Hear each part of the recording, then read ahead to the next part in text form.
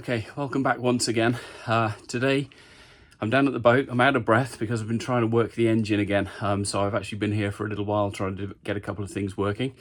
What I'm planning to do today is split the engine from the transmission. So I've got all the bolts and things out. I've managed to separate the bell housing, but it's stuck on the actual input shaft that's coming through the damper plate that's on the flywheel. Let me just show you what I'm talking about. Okay, so there you can just about see I've got the bell housing parted just here from the engine. Everything is good. I'll do a quick inset just to show you what it looks like inside, but there's an input shaft that's sticking into the flywheel there. Now, because the engine and the transmission are aligned, very carefully aligned as well, I have to have the engine at the right height and the right angle in order to withdraw that shaft without bending the damper plate. The problem is I'm nearly there, but it's getting stuck. So as you can see, I cut some wooden wedges and I've just been pounding those in just to try and help that process along. It is getting there slowly, and hopefully I'll be able to get this thing parted. But what I do want to do is just show you something. I had a bit of a panic a few minutes ago. I was starting to pound this apart, and I lifted the engine and I could hear rushing water. Now, if you're in the bottom of a boat and you hear rushing water, it can never be a good thing. So let me just show you what that was. Okay, so I'm in the aft cabin now.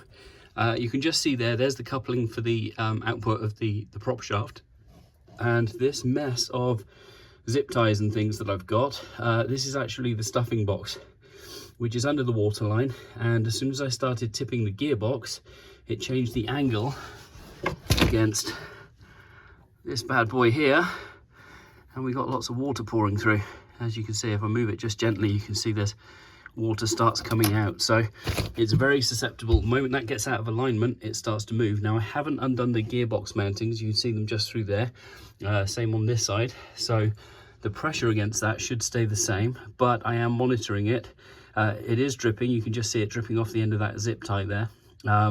So I need to keep an eye on that, because the last thing I want to do is leave the boat for the next week and then find that it sinks while I'm away. So I'm gonna have to do something a little bit more permanent than having some zip ties there, and I probably need to adjust that somehow as well. Not quite sure how to do that yet, but that's something that I'll work on next. So the next job really is to continue taking this apart, getting the gearbox mounting. You can just see the flywheel there through the starter motor hole. Get that gearbox and the engine split apart, and then hopefully we can lift the engine up and start to work on it.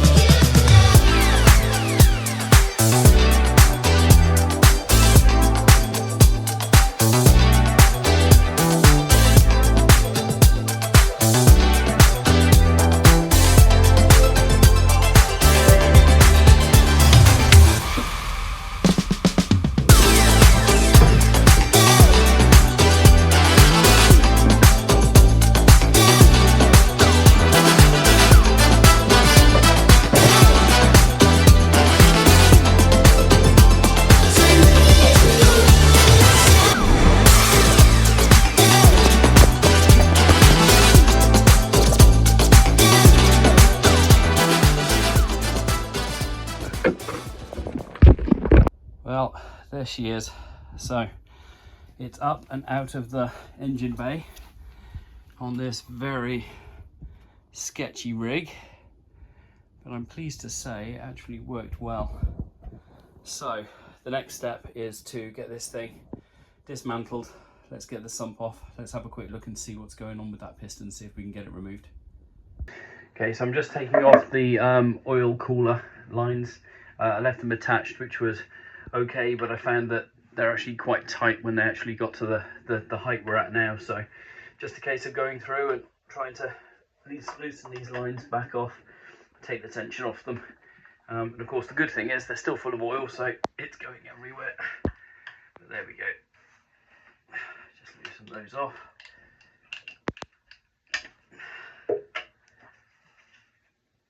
They're actually undoing fairly easily, which is good.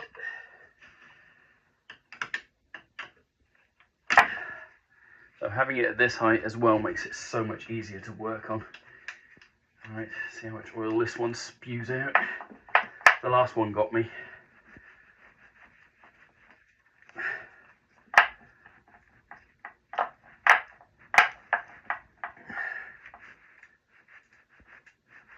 Come on.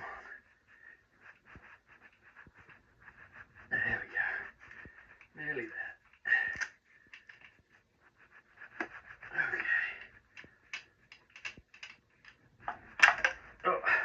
Okay, well that one's good. So, first one got me, second one not so much. So I can relax those lines now, put them back down underneath, get them out of the way. Okay, let's just clean up this area a little bit. Kind of figured there'd be a lot of oil everywhere, and oh, it's all over my face as well. Like war paint, engine war paint, can't beat it.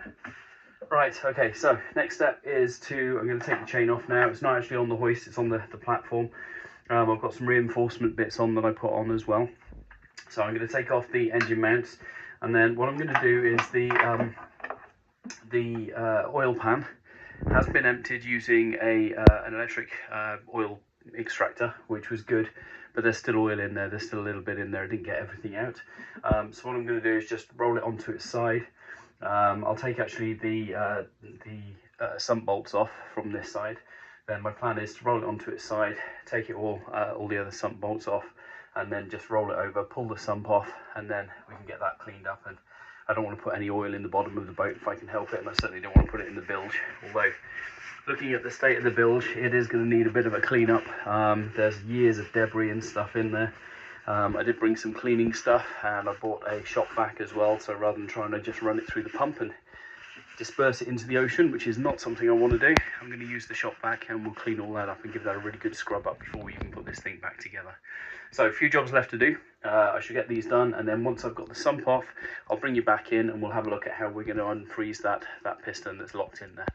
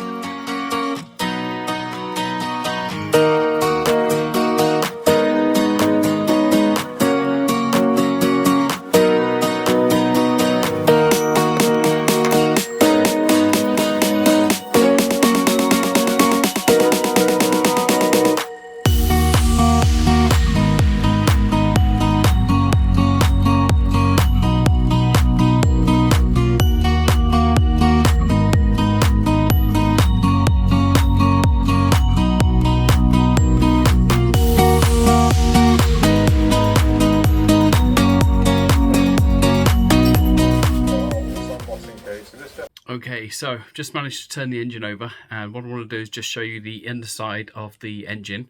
It's actually in really good condition. There's a bit of sludge in the bottom of the oil pan, which is okay, but I want to show you the bottom of the crank. The fact that this is in such good condition is really positive news for us. It's going to help us get this thing back on the water. Okay, so I've turned it on its side. There's a bit of kitchen towel in there just to stop the oil from dribbling down. I don't want it to go down into the bilge. What I'm going to do is actually suck all that oil out in a minute using an oil extractor. What I wanted to do is just show you the bottom of these bearings and conrods. So as you can see, there is nothing looking bent in there. It's actually looking very oily and dark, which is good, and pretty clean. I can't see anything in there that's concerning me at the moment. So the chances are it's just that piston that is seized into the cylinder itself, and we should be able to drive that out once we get the end caps off. So I'll be removing the oil filter. You can see there's a bit of crud there that's been gunked up, so we'll take all that off and we'll take it back to the shop to clean it. Let's just have a quick look inside the sump, and as you can see, there's a bit of sludge in there. There's obviously been oil and water in there at some point. Now I don't think it's actually while the engine was running. I think this is actually where I've had the fluids and things draining down inside the engine while I've been working on it.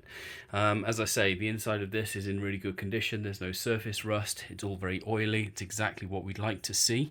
So I'm pleased with that, but we do need to obviously clean all of this up now and get that sludge out. So the next step is to remove the oil pickup tube and the oil pump, and we'll take off the plate there. We're also going to take off the end bearings. This is our piston that is locked in solid, and it's this one just here.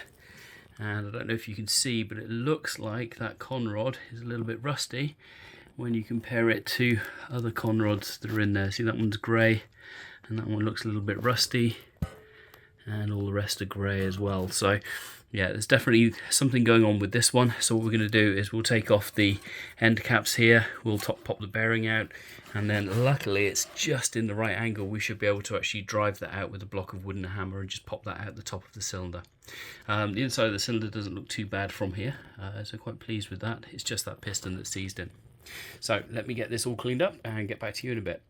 Okay, well, I'm back from the boat now. I didn't get a chance to record a closing part to the last video, and I do apologise. Things got pretty hectic. I was trying to clean things up, make sure there was no oil sloshing around, as well as getting everything sort of tidied away.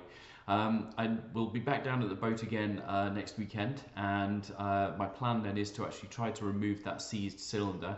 I'm going to take some extra tools down, and we'll try to heat up the cylinder block as well. Hopefully that'll be enough to release the piston rings that are actually holding that in place.